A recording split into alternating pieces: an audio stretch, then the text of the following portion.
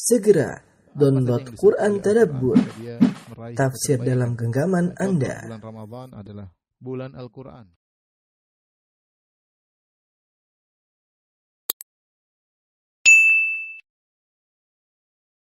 Bismillahirrahmanirrahim. Assalamualaikum warahmatullahi wabarakatuh. Alhamdulillahi ala ihsani wa syukru lahu ala taufiqihi wa amtinani wa asyhadu an la ilaha illallah wahdahu la syarika lahu ta'ziman li sya'ni wa asyhadu anna Muhammadan abduhu wa rasuluhu da'ila ridwani. Allahumma salli alaihi wa ala alihi wa ashabihi wa ikhwani. Rekan-rekan, hadirin dan hadirat, Bapak-bapak dan Ibu-ibu yang dirahmati oleh Allah Subhanahu wa taala. Kita akan bahas satu pembahasan yang sangat penting yang semua kita membutuhkan ibadah tersebut, yaitu ibadah bertobat kepada Allah Subhanahu wa taala. Yang Ibnu Qayyim rahimahullahu taala dalam kitabnya Madarijus Salikin menjelaskan bahwasanya bertobat adalah wazifatul umur, yaitu dibutuhkan oleh semua orang, ya. Karena namanya manusia tidak luput dari berbuat dosa. Tidak luput dari berbuat dosa. Oleh karenanya, sebelum kita menjelaskan tentang tanda-tanda taubat seorang diterima, kita perlu menjelaskan tentang urgensinya taubat. Ada beberapa urgensinya taubat yang perlu kita ketahui, ya. Yang pertama, ya, bahwasanya taubat adalah amal seumur hidup, ya. Seumur hidup. Nah, ini kenapa? Karena kita tidak pernah terlepas dari namanya dosa. Seakan-akan dosa adalah berbuat dosa merupakan suatu perkara yang melekat dalam sifat manusia, ya. Makanya dalam hadis Allah Subhanahu wa taala mengatakan, "Ya ibadi innakum tukhti'una bil-laili wan-nahar." Wahai hamba-hambaku, kalian berbuat dosa di pagi hari dan di malam hari, di siang hari, malam hari. Nabi sallallahu alaihi wasallam juga bersabda, "Kullu bani Adam khata' wa khairul khata'ina at-tawwabun." Setiap anak Adam suka berbuat dosa dan sebaik-baik yang berbuat dosa adalah yang bertobat kepada Allah Subhanahu wa taala. Ini adalah yang menakjubkan. Allah berfirman dalam surat An-Nur, kata Allah Subhanahu wa taala, "Wa tubu ila Allahi jami'an ayyuhal mu'minun la'allakum tuflihun." Allah mengatakan, bertobatlah kalian seluruhnya, jami'an, wahai orang-orang beriman, la'allakum tuflihun, semoga kalian beruntung. Ayat ini adalah dalam surat An-Nur dan dia adalah ayat madaniyah, yaitu ayat madaniyah. Madaniyah maksudnya dia turun di kota Madinah, yang ditujukan kepada para sahabat. Kepada para sahabat. Siapa para sahabat? Para sahabat adalah orang-orang terpilih, ya, orang-orang terpilih yang menemani perjalanan perjuangan Nabi Muhammad SAW, yang mereka sudah melakukan banyak amal soleh sebelum pergi ke Madinah. Di antara amal soleh tersebut mereka berhijrah dari Mekah menuju Madinah, meninggalkan harta, meninggalkan keluarga, meninggalkan tempat tinggal, ya. Kemudian mereka juga sudah beriman, kemudian mereka juga sudah berjihad, ya. Mereka juga sudah berinfak. Artinya banyak amal soleh yang mereka kerjakan. Tetapi Allah Subhanahu wa taala menyuruh mereka untuk bertobat. Wa tubu ilallahi jami'an. Bertobatlah kalian kepada Allah seluruhnya. Ayyuhal mu'minun, hai kaum mukminin sekalian. Nah, ini perintah ditujukan kepada para sahabat. Kalau para sahabat yang luar biasa ibadah mereka masih disuruh bertobat, ya, karena bagaimanapun pasti ada kekurangan. Bagaimana tah lagi dengan kita yang jauh dari mereka, ya. Oleh karenanya saya selalu sampaikan bahwasanya kita ini senantiasa butuh kepada taubat, bukan saat ini saja, tapi dalam kehidupan kita sampai kita bertemu dengan Allah Subhanahu wa taala. Kata Ibnu Qayyim rahimahullahu taala, seorang terus bertobat sampai kapan? Sampai kematian menjemputnya, sampai datang malaikat berkata kepadanya, ya, nahnu awliya'ukum fil hayatid dunya wal akhirah. Innal ladzina qalu rabbuna Allahu tsumma istaqamu tatanazzalu 'alaihimul malaikatu alla takhafu wa la tahzanu. Sampai dia mendengar malaikat berkata kepada dia ketika dia akan meninggal dunia, alla takhafu wa la tahzanu, jangan takut dan jangan bersedih. Wa absyiru bil jannah, dan bergembiralah dengan surga yang telah Allah janjikan kepada kalian. Selama hayat masih di kandung badan, kita senantiasa hendaknya bertobat. Kenapa? Karena tadi kita tidak luput dari kesalahan. Di antaranya ya, sebab-sebab bertobat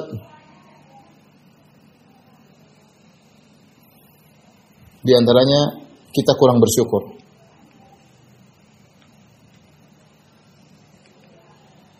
Kita sama-sama tahu bahwasanya semua nikmat yang kita rasakan ada kewajiban untuk kita syukuri. Makanya Nabi SAW beribadah sampai kakinya bengkak ketika ditanya, "Ya Rasulullah, bagaimana Anda terus beribadah sampai kaki Anda bengkak?" Kata dia, "Afala akunu abdan syakura." Kenapa aku tidak menjadi hamba yang pandai bersyukur? Kita setiap hari kita bangun pagi, ya, yusbihu ala kulli sulami ya min ahadikum sadaqah. Setiap pagi kata Nabi SAW wajib bagi kalian untuk mensyukuri seluruh sendi-sendi kalian setiap pagi yang ada 360 sendi.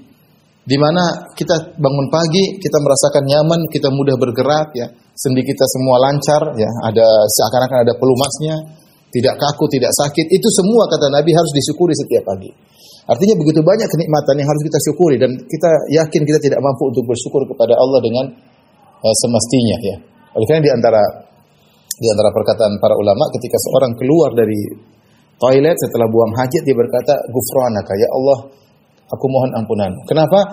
Karena dia tidak mampu bersyukur sebagaimana mestinya, sehingga kalau seandainya kotoran tersebut tidak keluar dari tubuhnya, dia tentu akan merasakan sakit yang luar biasa. Ketika dia bisa buang hajat, dia bersyukur kepada Allah dan dia mengatakan, "Ghufranaka, itu ya Allah, aku tidak mampu bersyukur sebagaimana mestinya." Kemudian di antara hal yang buat kita hendaknya bertobat, kenapa? Karena kita tidak bisa beribadah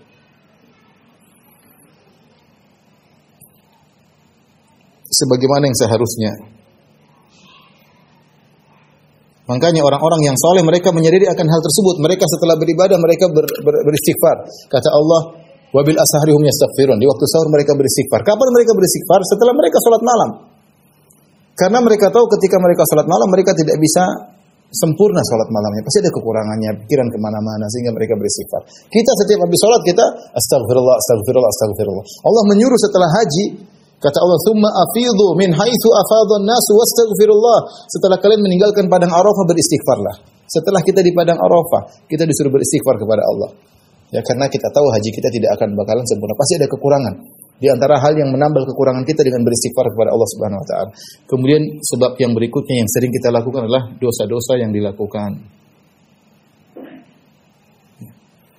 Subhanallah, ayat yang kita bahas ini, "Wa tubu ilallahi jami'an", ayat ini dalam surat An-Nur.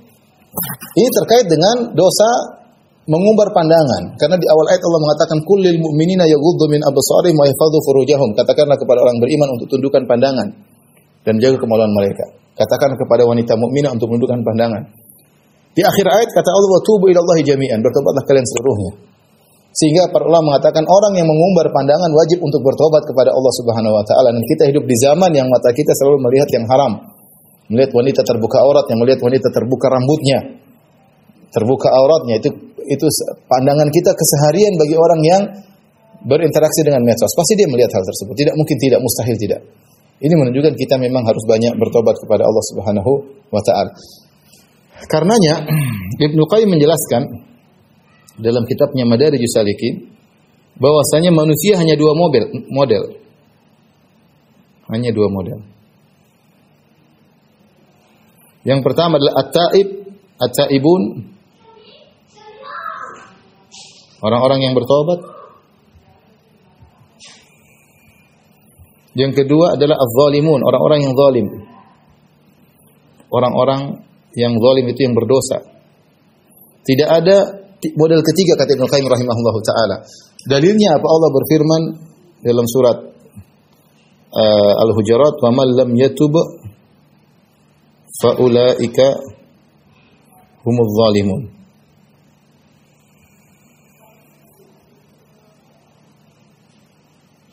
Barang siapa yang tidak bertobat, maka dia orang-orang yang zalim. Ya. Kenapa? Karena nggak mungkin manusia nggak bertobat. Kita ini pasti berdosa. Sekarang kita nggak berdosa, 5 menit lagi kita berdosa, mungkin kita nggak berdosa, sebentar lagi kita bakalan berdosa. Karena kita pasti tidak pandai bersyukur, kita pasti tidak bisa beribadah sebagaimana mestinya, dan kita pasti bermaksiat. Nah, orang yang tidak mau beristighfar, tidak mau bertobat, Allah mengatakan, "Wa man lam yatubu fa ulaika humudz zalimun."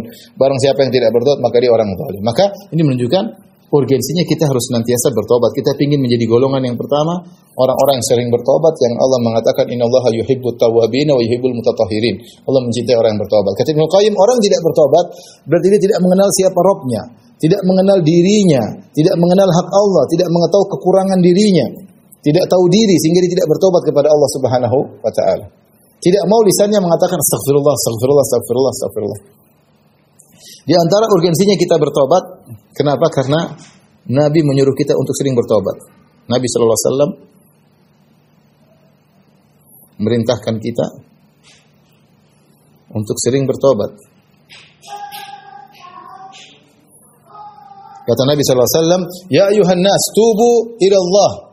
Wahai manusia sekalian, bertobatlah kepada Allah. Fa wallahi inni la atubu ilaihi fil yaum akthar min 70 marrah. Kata Nabi, wahai manusia sekalian, bertobatlah kepada Allah. Aku ini Rasulullah, inni atubu ilaihi, aku bertobat kepada Allah fil yaumi akthar min 70 marrah. Setiap hari lebih daripada 70 kali. Para sahabat ketika melihat Nabi duduk satu majelis, Nabi berkata dalam majelisnya, "Rabbighfirli wa tub alayya innaka antat tawwabur rahim." Rabbighfirli, ya Allah, ampunilah aku dan terimalah taubatku, innaka tawwabur rahim, sesungguhnya Engkau Maha penerima taubat, Maha penyayang. Lebih dari 100 kali sekali Nabi duduk, Nabi bisa istighfar, bisa bertobat 100 kali.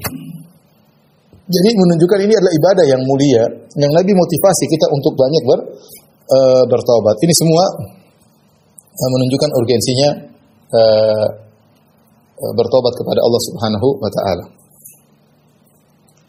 Baik, yang berikutnya kita singgung sedikit tentang hukum-hukum yang terkait dengan taubat agar kita tahu apa itu ciri-ciri taubat diterima dan apa ciri-ciri taubat yang ditolak ya. Baik, berikutnya. Jadi sudah.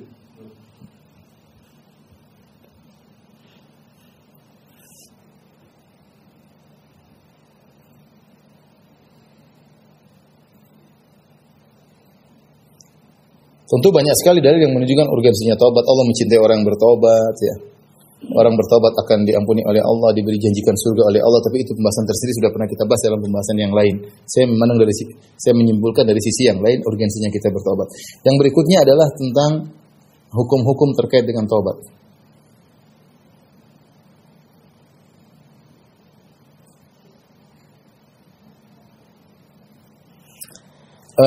Di antaranya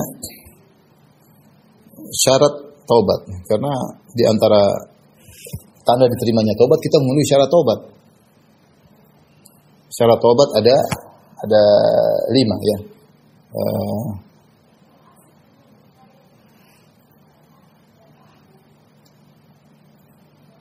Yang pertama ikhlas pada Allah ya. Yang kedua meninggalkan dosa tersebut. Kemudian yang ketiga menyesali. Yang keempat adalah bertekad untuk tidak mengulang.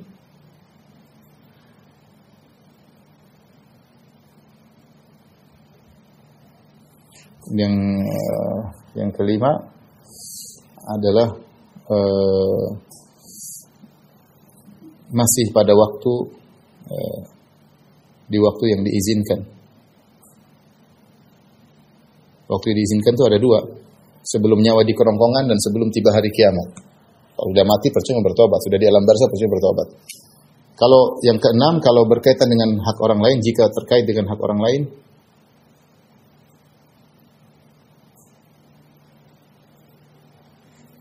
maka harus dikembalikan.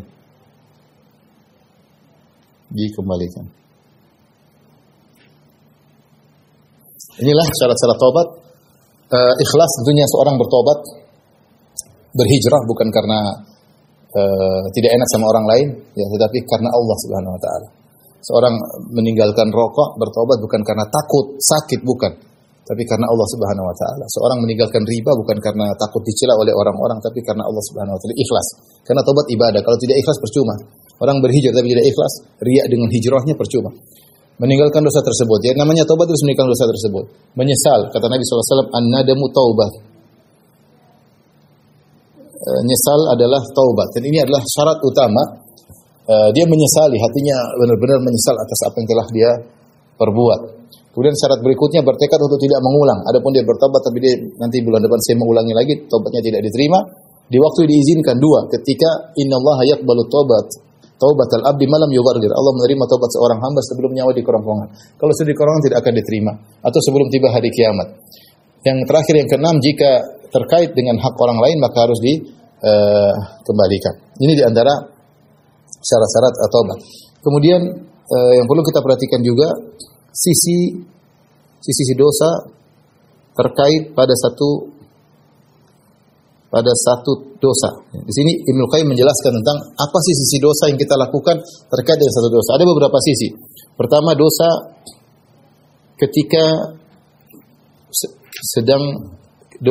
ketika dosa karena melakukan dosa.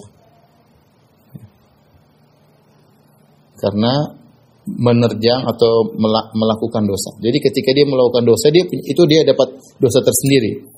Yang kedua, jadi melakukan dosa adalah dosa. Kemudian di antara kata Ibnu Qayyim rahimahullah taala, al-farah inda dhafar bihi, dosa gembira ketika berhasil bermaksiat.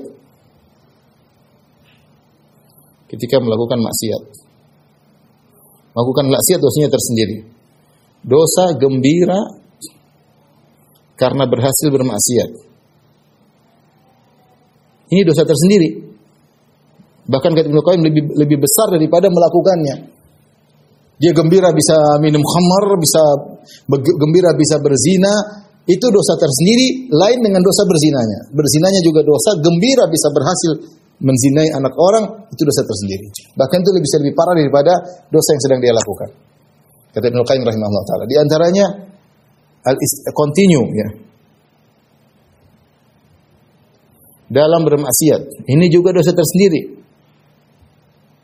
Ya, ini dosa tersendiri. Jadi ketika kita melakukan dosa, ya, satu dosa itu mengandung beberapa maksiat, beberapa dosa. Ya. Maka Ibnu Qayyim menyebutkan ada satu lagi, al-inkhila anil ismah. Kata Ibnu Qayyim, al-inkhila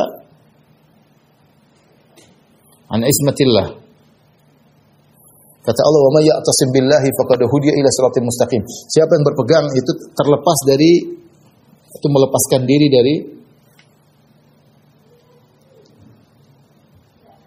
dari penjagaan Allah. Ini dosa tersendiri kata Ibnu Qayyim. Dia sudah nyaman, dia setiap hari pergi ke masjid. Alhamdulillah dia sudah punya istri, dia sudah punya pekerjaan halal, dia sudah dijaga oleh Allah. Tapi dia sengaja lepas. Dia pingin zina, ninggalkan sama perempuan lain. Dia sudah ada yang halal, dia pingin minum khamar. Dia pingin lepas diri daripada penjagaan Allah. Ini dosa tersendiri. Sehingga Ibnu Qayyim menyebutkan ada 4 macam dosa yang bisa dilakukan oleh seorang hamba dalam suatu dosa. Ini harus dia tobati semuanya. Harus dia bertobat semuanya. Baik, hukum berikutnya, sebenarnya hukum tobat banyak, sudah saya pernah bahas dalam kajian, saya tidak akan ulang. Saya ini hanya terkait dengan tanda diterima dan ditolaknya tobat. Makanya ini mukadimah semuanya. Yang berikutnya adalah tentang hukum asal.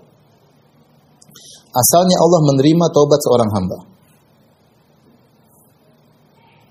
Asalnya Allah menerima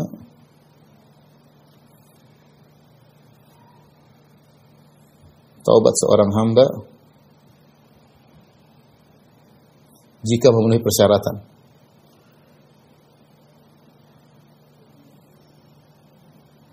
Asalnya ya. Tapi terkadang tidak diterima karena tidak memenuhi persyaratan. Tapi apa saja dalil-dalil yang menunjukkan asalnya Allah menerima taubat? Banyak dalilnya. Di antara nama Allah At-Tawwab. Adalah At-Tawwab. Maha menerima taubat di antaranya, Maha menerima taubat. Berarti Allah sangat mudah menerima taubat. Artinya kalau ada manusia mudah memaafkan orang, Allah lebih utama mudah memaafkan. Ya kalau ada orang aku salah, manusia bisa memaafkan, apalagi Allah Subhanahu wa taala. Itu konsekuensi dari At-Tawwab, bahwasanya Allah Maha menerima taubat. Firman Allah Subhanahu wa taala, "Awala ya'lamuna anna Allah Alam ya'lamu anna Allah huwa yaqbalu taubatal ibadati." Alam ya'lamu ya, dalam ayat alam ya'lamu annallaha huwa yaqbalu taubata an ibadihi. Tidakkah mereka mengetahui bahwasanya Allah dialah yang menerima taubat? Allah mengatakan annallaha, tidakkah mereka mengetahui bahwasanya Allah dialah yang menerima taubat. Dialah yang Maha menerima taubat.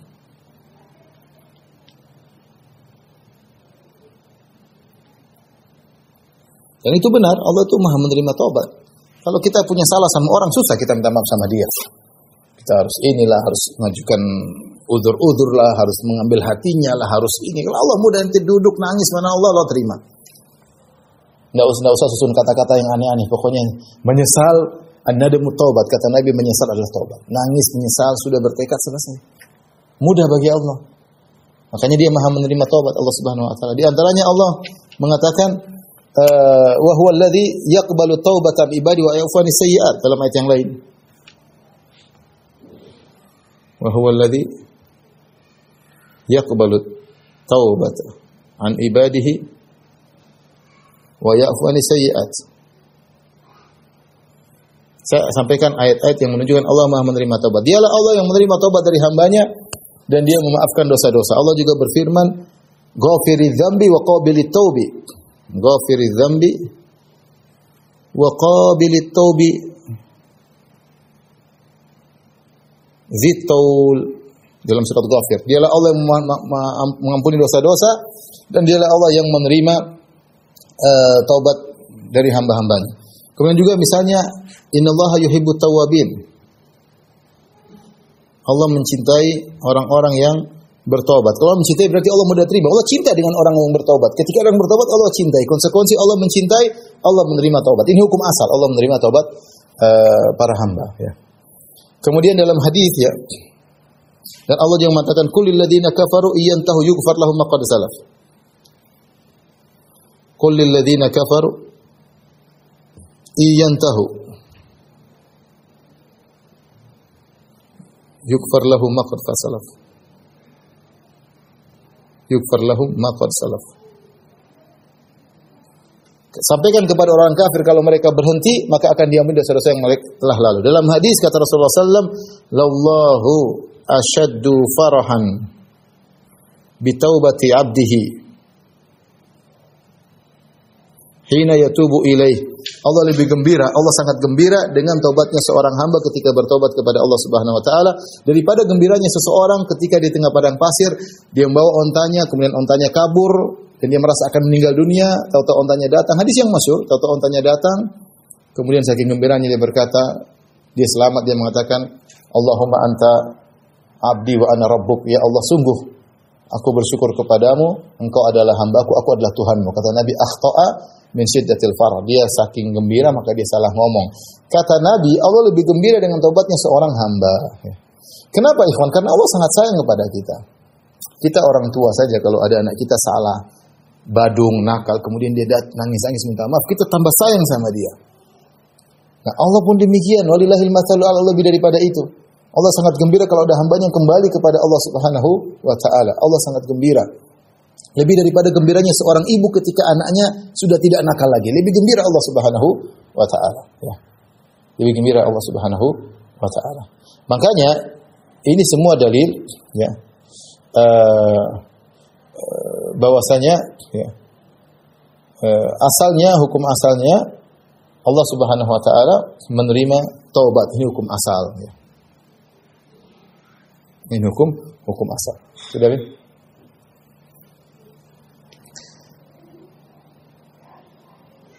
Baik.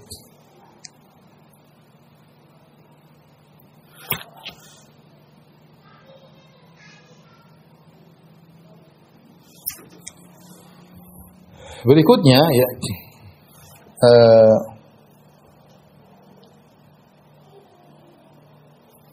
meskipun hukum asal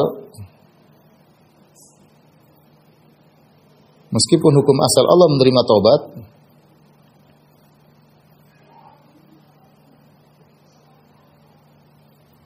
taubat, tapi ada tanda-tanda yang menunjukkan tobat kita bermasalah. Tobat kita bermasalah. Bermasalah dalam hal ini tidak memenuhi persyaratan. Tidak memenuhi persyaratan.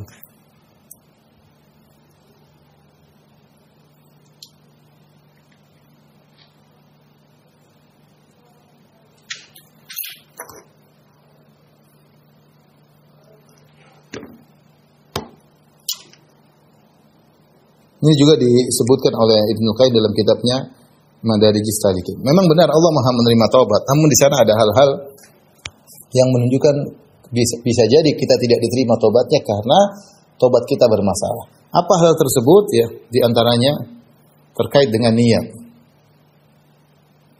Dengan niat yang tidak beres. Tidak ikhlas. Tidak beres. Sudah kita sebutkan di antara syarat diterimanya taubat adalah niatnya harus ikhlas. Ya.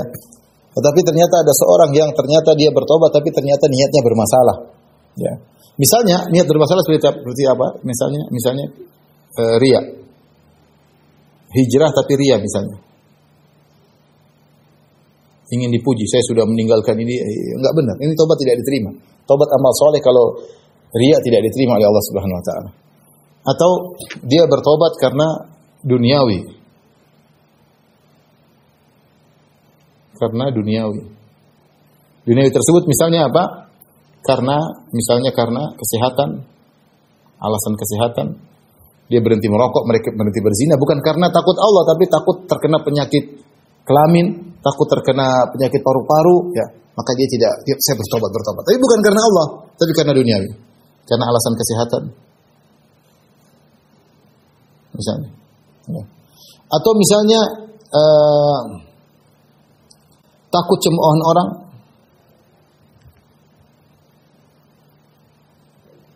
Ini duniawi berarti dia bertobat bukan karena Allah tapi karena takut kalau saya enggak bertobat saya dimaki-maki orang.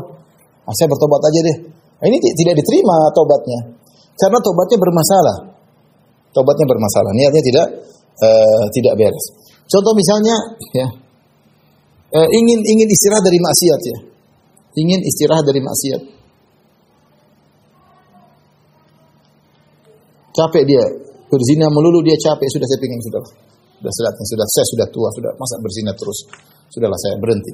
Bukan karena Allah, tapi karena sudahlah dia tidak ingin maksiat lagi karena sudah capek atau dia terkena musibah. Ya. Dan dia bertobat agar musibahnya diangkat. Lantas bertobat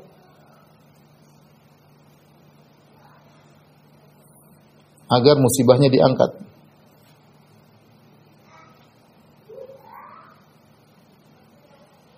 Ini juga hakikatnya dia tidak bertobat, tapi dia karena duniawi.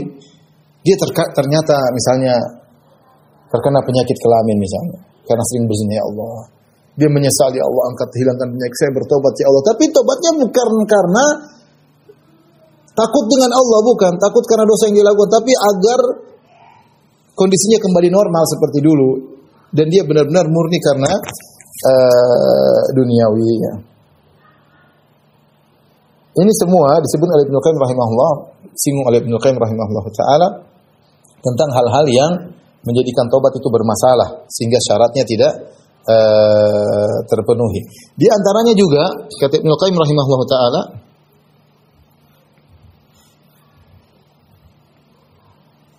yaitu dia merasa tuma'nina wa wuthuq annahu qad taba, ya. Dia merasa aman. Dia merasa tobatnya sudah benar.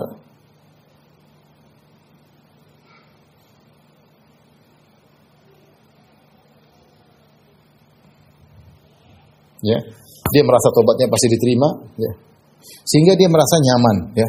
Dia merasa nyaman, ya. Dia tidak ada kekhawatiran tobatnya tidak diterima. Dia merasa pasti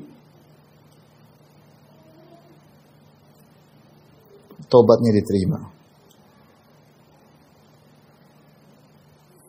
Ini juga bisa hal mengganggu taubat kita. Karena memang kita tidak bisa memastikan taubat kita diterima atau tidak. Ini perkara yang gaib. Karena kita husnudzon sama Allah. Memang kita husnudzon, tapi kita tidak bisa memastikan. kita tidak bisa memastikan. Dia akan saya singgung insyaallah setelah ini ya. Bahwasanya di antara alamat diterimanya taubat dia tidak memastikan bahwasanya dia pasti diterima. Sehingga dia selalu antara berharap dan takut kepada Allah Subhanahu wa taala ya.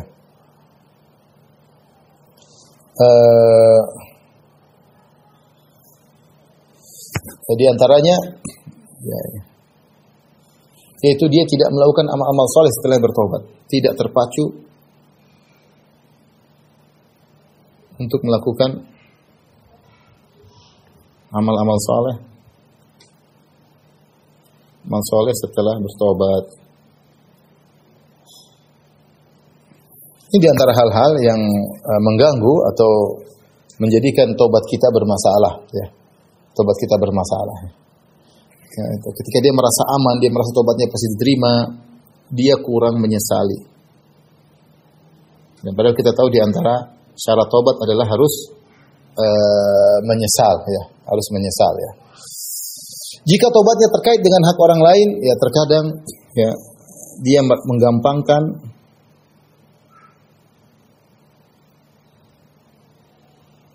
sehingga tidak mengembalikan hak orang lain.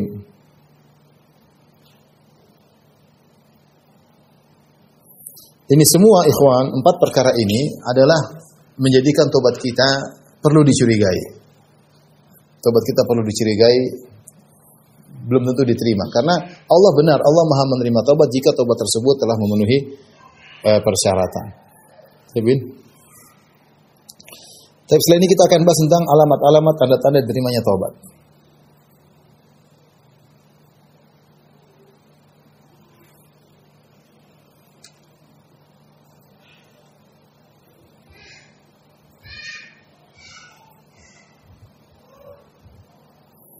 Tanda-tanda diterimanya taubat. Apa sih tanda diterima taubat? Ibnu Qayyim rahimahullah dalam Madarijus Salikin menyebutkan beberapa tanda-tanda. Yang perlu kita ingatkan, yang perlu diingatkan, diketahui, diterimanya taubat seorang adalah perkara yang gaib. Yang tahu hanyalah Allah.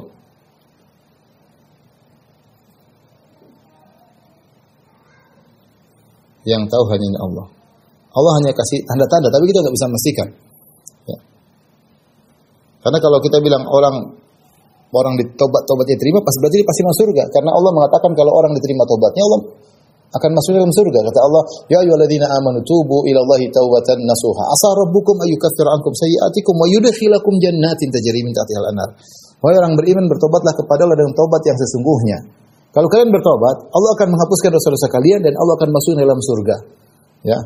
Memastikan seorang diterima tobatnya seakan-akan mengatakan dia masuk surga. Dan ini perkara yang tidak ada yang tahu kecuali hanyalah Allah Subhanahu wa taala. Makanya dalam ayat Allah mengatakan, perhatikan ayat ini. Ini faedah saya kasih tahu. Saya disebut oleh sebagian ahli tafsir dalam surat At-Tahrim, ya ayyuhalladzina amanu tubu ilallahi taubatan nasuha. Kemudian setelah itu kata Allah, asa rabbukum ayyukaffira ankum sayyi'atikum. Yang artinya, wahai orang yang beriman, bertobatlah kepada Allah dengan taubatan nasuha, dengan taubat yang benar. Setelah itu Allah mengatakan asa artinya apa? Semoga. Semoga. Allah tidak mengatakan pasti kalian diampuni, tidak. Allah menggunakan kata semoga. Asa rabbukum ayyukaffira ankum sayyi'atikum. Semoga Allah mengampuni dosa-dosa kalian. Kata para ulama, kenapa Allah menggunakan kata semoga? 2 faedah. Bahwasanya pertama, tidak wajib bagi Allah untuk menerima taubat. Tidak wajib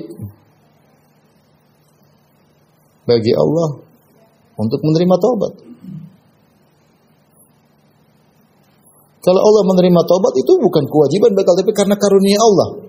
Karena karunia Allah. Makanya Allah mengatakan asa. Semoga Allah ampuni.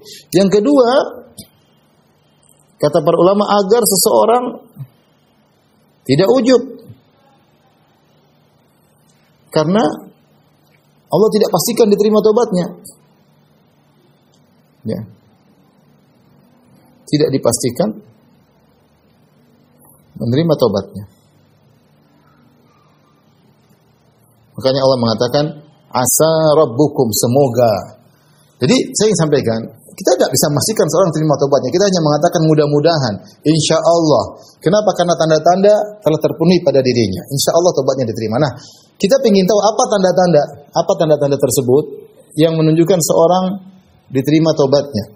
Ibnu Qayyim rahimahullah menyebutkan dalam Madarijus Salikin, kitabnya Madarijus Salikin, kitab yang sangat bagus, dicetak ada 4 jilid, ada sekitar 4 jilid, ada kalau tidak salah lebih daripada itu ya. Di antaranya yang pertama,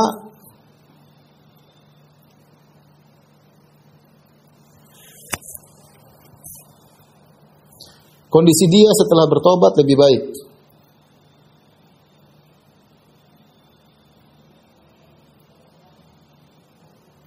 Lebih baik. Ini adalah tanda-tanda yang sering disebutkan oleh para ulama dalam segala macam ibadah. Ibnu Qayyim juga menyebutkan dalam masalah taubat. Contoh, kalau orang bertanya, Ustaz, apa tandanya haji kita haji mabrur? Saya bilang susah. Tapi Ibnu Hajar Al-Asqalani menyebutkan di antara tanda bahwasanya seorang hajinya mabrur, kondisi dia setelah berhaji lebih baik daripada sebelum berhaji. Kondisi dia setelah berhaji lebih baik daripada sebelum berhaji. Ya. Ibarat saya sering sampaikan, ibarat seorang punya mobil rusak dimasukkan ke dalam bengkel, setelah diperbaiki selama sebulan dikeluarkan, mobilnya lebih baik daripada sebelum dimasukkan bengkel, berarti bengkelnya beres. Tapi kalau dimasukkan ke dalam bengkel, dikeluarkan dari bengkel, mobilnya tambah rusak, berarti bengkelnya nggak beres. Nah, seorang kalau berhaji, setelah sepulang dari haji tambah sombong, tambah angkuh, tambah merasa tinggi, berarti hajinya nggak beres.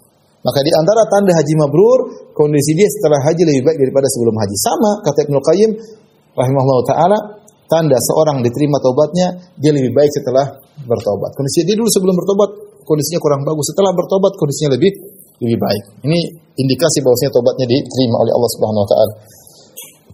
Yang kedua kata Ibnu Qayyim rahimahullah taala, senantiasa dia merasa takut. Merasa takut dengan dampak dosanya.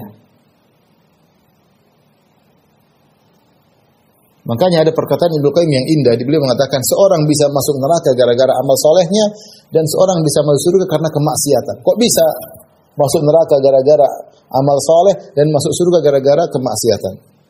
Kenapa? Ketika dia beramal soleh dia ujub, merasa pede, merasa bangga. Gara-gara ujubnya akhirnya dia masuk ke dalam neraka jahanam. Sebaliknya seorang melakukan maksiat senantiasa dia khawatir, takut. Dia kalau ingat maksiat tersebut dia menyesal. Ini membuat dia akhirnya masuk surga karena senantiasa dia beristighfar kepada Allah Subhanahu wa taala. Maka kata Ibnu Qayyim rahimahullahu taala, seorang ciri-ciri taubatnya diterima yaitu dia senantiasa merasa takut, ya.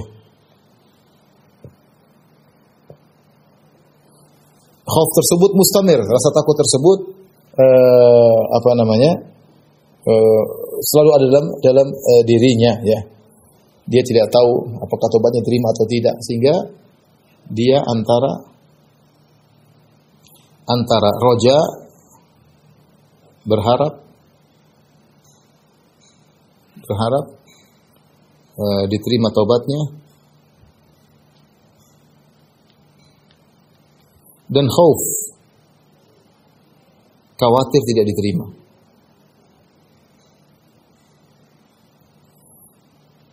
Sehingga dengan demikian dia selalu antara berharap dan khawatir. Senantiasa ingat dosanya, maka dia pun selalu takut kepada Allah Subhanahu wa taala. Ini tanda bahwasanya tobatnya diterima oleh Allah Subhanahu wa taala. Kemudian yang ketiga, penyesalan yang amat sangat.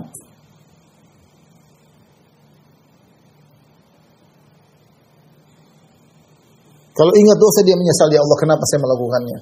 Kenapa saya terjerumus? Kenapa saya melakukannya? Dia selalu menyesal. Dan Nabi SAW mengatakan, an-nadamu taubat. Penyesalan adalah taubat. Beda dengan orang yang taubat biasa-biasa, senyum-senyum. Beda dengan orang yang dia benar-benar menyesal, ya Allah. Kemudian mengalirlah air matanya. Benar-benar menyesal. Air mata tanda menyesal. Sakit, pilu hatinya. Ini tanda diterima taubatnya. Kenapa saya menyesal? Kenapa saya melakukannya? Kenapa saya terjerumus? Ini tanda diterima taubatnya. Dia menangis minta kepada Allah, nangis. Ini tanda taubatnya diterima. Kita tidak pastikan, tapi bilang insya Allah. dia menangis, menyesal, tanda diterima tobat, merasa takut. Ya. Kemudian hati yang keempat kata Ibnu Qayyim rahimahullah taala, ini hati yang hancur ya. Ya, di hadapan Allah Subhanahu wa taala. Sudah dia pasrah kepada Allah, ya Allah ini hambamu melakukan dosa. Ya Allah, dia benar-benar tidak ada rasa tingginya sedikit pun, tidak ada rasa mentang-mentangnya, enggak ada sama sekali. Dia tahu dia melakukan dosa. Dan ini rasa hati seperti tidak bisa didapatkan kecuali oleh orang yang berdosa. Merasa dirinya rendah, merasa dirinya hina, merasa dirinya hancur di hadapan Allah Subhanahu wa taala. Itu tanda bahwasanya dia diterima taubatnya.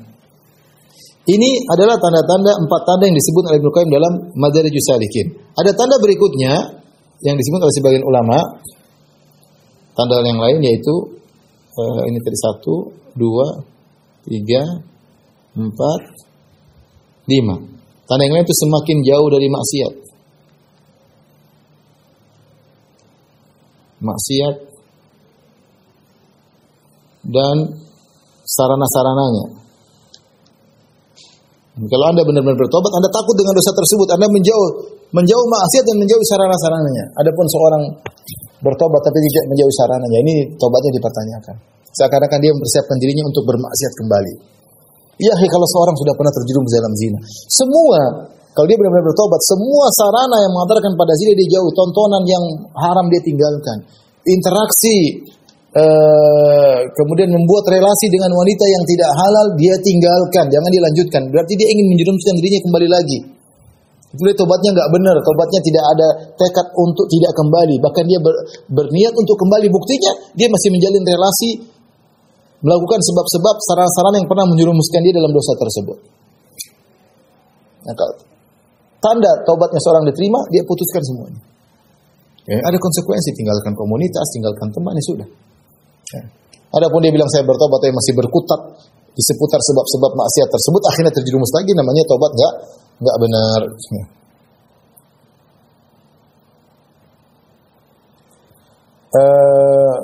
Kemudian di antaranya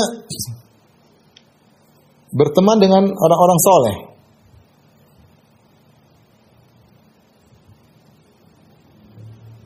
Berteman dengan orang-orang orang soleh ya. Di antara dalil tentang 2 hal ini, poin kelima, poin keenam, adalah kisah tentang pembunuh 100 nyawa.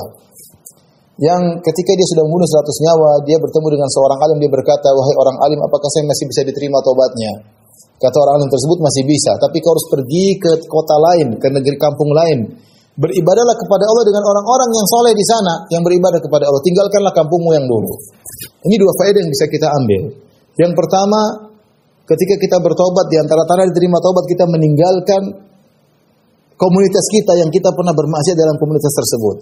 Sebagaimana pembunuh 100 nyawa disuruh tinggalkan tempat tinggalnya yang lalu. Karena kalau dia tinggal tempat yang lalu, tempatnya yang lama, dia bisa terprovokasi, termotivasi untuk membunuh kembali. Karena sebab-sebab yang buat dia membunuh orang ada di situ di kampung tersebut. Maka dia harus merubah suasana. Orang alim tadi mengatakan, pergilah kau ke tempat yang lain. Artinya tinggalkan seluruh sebab-sebab sarana yang buat kau bisa bermaksiat kembali. Yang kedua, kata orang alim tersebut, beribadahlah kepada Allah bersama orang-orang yang soleh di sana. Dia cari komunitas baru. Maka seorang yang benar-benar bertobat kepada Allah, dia meninggalkan masa lalunya dan dia mencari komunitas baru yang bisa menyelamatkan dirinya, membantu dia untuk menyelamatkan dirinya. Tadi dalilnya adalah tentang kisah orang yang membunuh 100 nyawa tersebut. Kemudian yang berikutnya, sebenarnya mengatakan lagi di antara ciri taubat seorang diterima, yaitu dia memandang taubat adalah anugerah yang indah. Dia memandang bahwa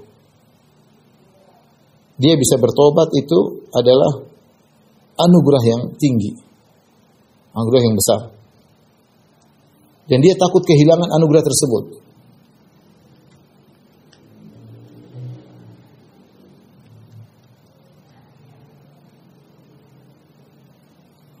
Dia sudah hajian nangis, kemudian pulang haji dia mau maksiat lagi, mau zina lagi, mau riba lagi. Ya Allah, jangan ya Allah, kau sudah anugerahkan saya tobat, ya Allah, jangan kau kembalikan aku lagi.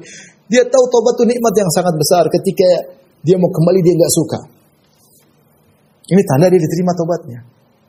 Karena dia tahu nikmat tobat dan dia tahu bagaimana kalau dia bermaksiat lagi, tobatnya gagal. Tobatnya jaga. Oleh karenanya, seorang merenungkan tentang agungnya taubat, kalau dia diberi izin oleh Allah untuk bertobat, maka dia jaga benar. Jaga benar taubatnya tersebut, jangan dia gampang-gampangin akhirnya terjerumus lagi dalam kemaksiatan-kemaksiatan yang lainnya ya. Inilah ikhwan dan akhwat yang rahmati Allah Subhanahu wa taala, kalau kita boleh sebut sekitar 7 tanda-tanda diterima taubat ya. Yang pertama tentunya persyaratan dipenuhi. Tadi 6 persyaratan yang sudah kita sebutkan persyaratan taubat. Kalau dipenuhi insyaallah itu tanda taubat diterima. Ikhlas kepada Allah, kemudian menyesali perbuatan, meninggalkan maksiat, bertekad tidak kembali, kemudian mengembalikan hak orang lain, di antaranya di waktu yang masih diizinkan untuk bertobat. Innamat taubatu 'ala Allahi lil ladzina ya'maluna su'a bi jahalatin tsumma yatubuna min qarib. Ya, semuanya taubat itu Allah berikan kepada orang yang melakukan kemaksiatan. Ya, tsumma yatubuna min qarib, kemudian mereka bertobat sebelum nyawa di kerongkongan. Ya. Walaysat at-taubatu lil ladzina ya'maluna sayyi'at hatta idza jaa ahaduhumul maut qala inni tubtul an. Dan bukanlah taubat orang yang melakukan maksiat kemudian ketika datang kematian, saya bertobat sekarang, percuma. Lihatlah Fir'aun ketika akan meninggal, dia bertobat. Dia mengatakan, alamma adrakahul gharaqu qala amantu annahu la ilaha illa alladhi amanat bihi banu Israil wa ana minal muslimin. Aku beriman tidak ada yang berhak disembah kecuali Tuhannya Bani Israel dan aku orang Islam. Kata Allah, al-ana, sekarang baru bertobat. Setelah mau tenggelam. Wa qad asaita qablu wa kunta minal mufsidin. Sebelumnya kau melakukan kemaksiatan, kau melakukan kerusakan, tidak diterima taubatnya oleh Allah Subhanahu wa taala. Jadi seorang tidak bisa memastikan dia bertobat diterima atau tidak, ini rahasia Allah Subhanahu wa taala. Tapi husnudzon, kita husnudzon Allah Maha menerima taubat, Allah mencintai orang yang bertobat. Kalau orang tanya kita bilang insyaallah. Yang penting kau penuhi persyaratan, niatmu tulus karena Allah, kau menyesal, seharusnya Allah terima taubatmu karena Allah Maha menerima taubat. Kalau kita dapati kita bisa memaafkan orang lain terkadang dengan mudahnya, Allah lebih utama lagi untuk mengampuni karena Dia Maha menerima taubat dan Maha mengampuni. Baik, inilah rekan-rekan, ikhwan dan ibu-ibu yang dirahmati Allah Subhanahu wa taala tentang tanda-tanda terima taubat ya. Semoga ketika kita berdosa kemudian kita bertobat kepada Allah, kita memenuhi tanda-tanda tersebut. Dan kita husnudzan kepada Allah bahwasanya Tuhan kita Maha baik. Wallahu arhamu bi ibadi min hadhi bi waladi. Allah lebih sayang kepada hamba-Nya daripada seorang ibu terhadap anaknya. Ya, Allah insyaallah menerima taubat. Yang penting kita memenuhi persyaratan. Dan ingat, jangan lupa taubat harus ikhlas. Tapi demikian saja rekan-rekan, Bapak dan Ibu yang dirahmati Allah Subhanahu wa taala, apa yang saya sampaikan kalau saya mohon maaf. Semoga Allah menjadikan kita hamba-hambanya yang senantiasa bertobat. Allahumma ja'alna minat tawabin. Semoga Allah menjadikan kita hamba yang suka bertobat dan dicintai oleh Allah Subhanahu wa taala. Wabillahi taufiq wal hidayah. Assalamualaikum warahmatullahi wabarakatuh.